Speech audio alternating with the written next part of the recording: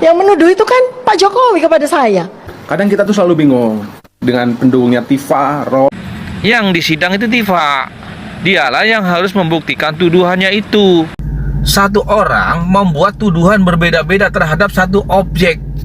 Aneh kan? Masuk akal nggak? Ya emang dokter beneran. Kalau aku nggak percaya, katanya karena Raden ini. Semua yang disampaikan oleh Rosuryo dan kawan-kawan gitu, itu selalu memang agak gesernya tuh agak cepat juga tuh. Jadi kalau kepentingannya agak ke kiri, ntar ke kanan gitu ya, tergantung kepentingan dan arah angin.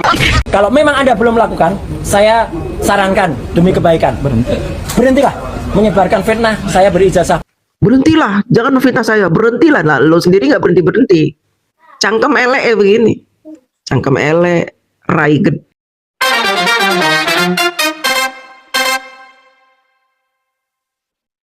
Setelah eksepsi Dr. Tifa dikabulkan, ada beberapa orang yang bilang bahwa ini semua sudah disetting oleh Jokowi karena Jokowi tidak mau hadir di pengadilan. Dia bilang pengecut lah dan lain-lain. Saya terus terang agak heran dengan pola pikir manusia-manusia macam ini ya. Eksepsi itu kan yang mengajukan terdakwa supaya terbebas dari segala tuntutan. Lalu setelah dikabulkan, kok malah Jokowi yang disalahkan? Kalau memang pengen Jokowi hadir ke persidangan, ya jangan mengajukan eksepsi. Langsung masuk ke pokok perkara, langsung masuk ke pokok sidang.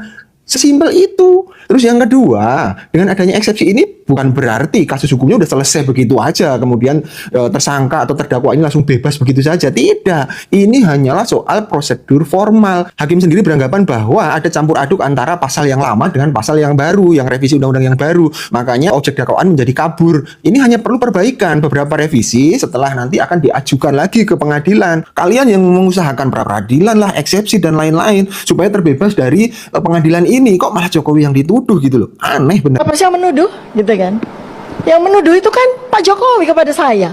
Kadang kita tuh selalu bingung dengan pendukungnya Tifa, Roy, yang selalu bilang, wah ini kebenaran. Nih, ini bukti jelas jejak digital yang jelas-jelas ada gitu loh. Bukan dimanipulasi, bukan apa. Tapi mereka masih dibela gitu loh. Kan cara berpikir mereka seperti apa? Kan kita bingung. Loh, dia aja sama omongannya dia sendiri nggak konsisten. Cari aman istilahnya. Kan gitu. Kok masih aja didukung gitu. Nggak bisa tuh, mereka mau menghindari apapun itu nggak bisa. Jejak digitalnya udah jelas gitu loh, tapi masih aja tuh dibela-bela yang wah ini seperti ini ngeri. Kita kembali melimpahkan perkara Dr. Tifa soal ijazah Jokowi yang artinya akan diperiksa kembali ke PN Jakarta Timur, dan ternyata kasus ini terus berlanjut sampai Dr. Tifa membuktikan kalau Pak Jokowi ijazahnya palsu. Kalau itu salah, siap-siap menerima kenyataannya. Gimana menurut pendapat kalian? 3 kali sidang, 3 kali tidak hadir di persidangan.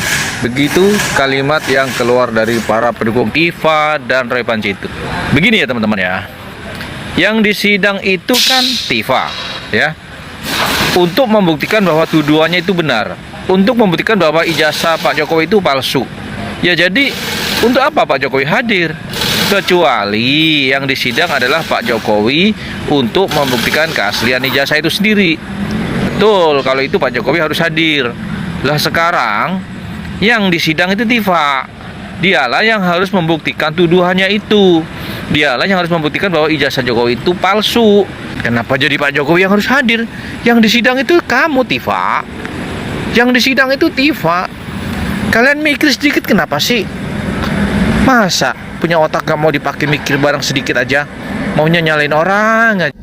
Jangan salah paham ya. Saya banyak membuat konten-konten tentang Pak Jokowi. Itu bukan berarti saya membela Pak Jokowi. Tetapi saya hanya mengajak audien yang kebetulan melihat video saya, melihat konten saya. Mari kita berpikir waras. Mari kita menggunakan logika ya, sebelum kita menuduh atau membenci seseorang ya. Gunakan akal sehat.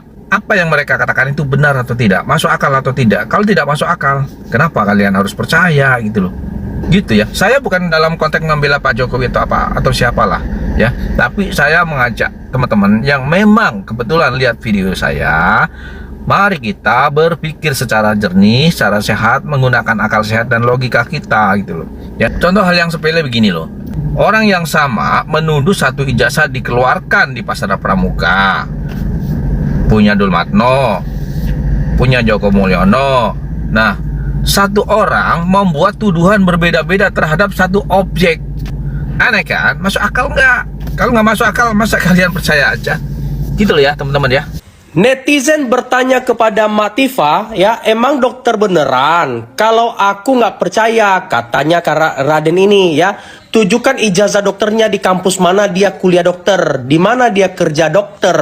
Nah teman-teman ini menarik ya guys, karena selama ini kan si dokter Tifa ini ya, Matifa ini selalu mengatakan bahwa dia ini dokter ya, dan gelarnya juga dokter ya.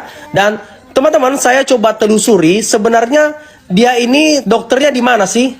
Nah, di sini dari penelusuran teman-teman ya, saat ini tidak ada informasi teman-teman ya, informasi publik ya yang menyatakan bahwa dokter Tiasuma atau dokter Tifa sedang membuka praktek klinis secara aktif di rumah sakit atau klinik tertentu. Sebaliknya, kegiatan beliau saat ini lebih banyak tersita oleh proses hukum dan pendidikan teman-teman ya. Di mana dikatakan di sini adalah proses hukum dokter Tifa sedang menjalani rangkaian persidangan di Pengadilan Negeri Jakarta Timur.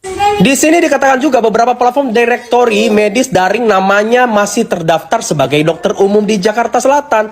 Tidak ada informasi yang menunjukkan adanya jadwal praktek aktif atau lokasi klinik tempat beliau melayani pasien secara rutin saat ini. Sejak kegiatan beliau sejak 2017 adalah memimpin Al-Hina Institute yang berfokus pada literasi kesehatan nutrisi. Jadi kalau kita lihat di sini bahwa dikatakan tidak ada informasi yang menunjukkan adanya jadwal praktek aktif. Artinya apa teman-teman? Bahwa dokter Tifa ini tidak punya praktek yang aktif, yang setiap saat, setiap hari mungkin dia lakukan praktek.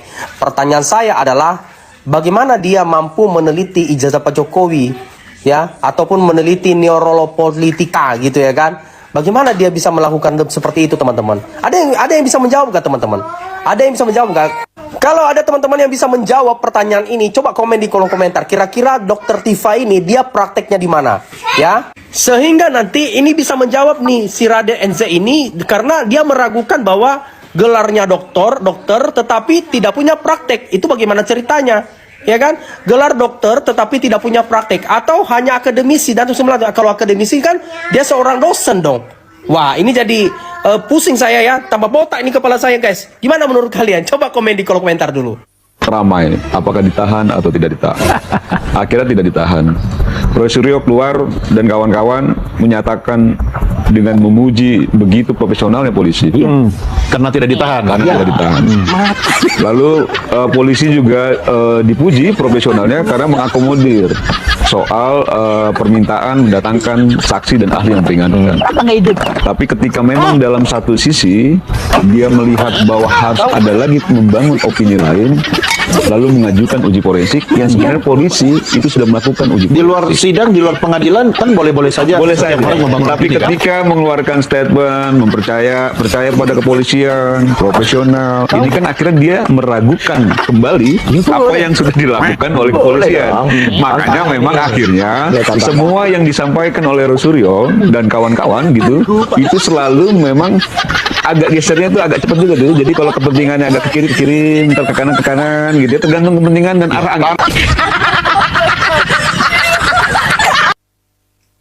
Mas Roy bilang, jadi putusan dari Dr. Tifauzia Tiasuma ini akan kemudian nanti harus berlaku juga untuk kemudian kasus saya, ujar Mas Roy Suryo saat menghadiri sidang putusan setelah Dr. Tifa di Pengadilan Negeri Jakarta Timur Kamis kemarin. Justru teman-teman, buat saya inilah yang lucu. Harus berlaku juga buat saya, katanya ya. Hadapi sidang pokok perkara aja Anda nggak berani. Hadapi aja dulu sidang pokok perkara Anda, ya.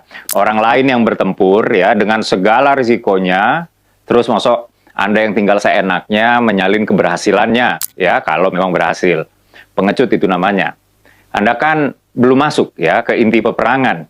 Anda memilih untuk bersantai di camp, sambil sesekali ngintipin Ibu Tifa yang sudah maju ke depan, ya. Kalau gagal, ya Bu Tifa yang babak belur. Kalau memang Anda belum lakukan, saya sarankan demi kebaikan, berhentilah menyebarkan fitnah saya berijazah palsu. Tidak ada.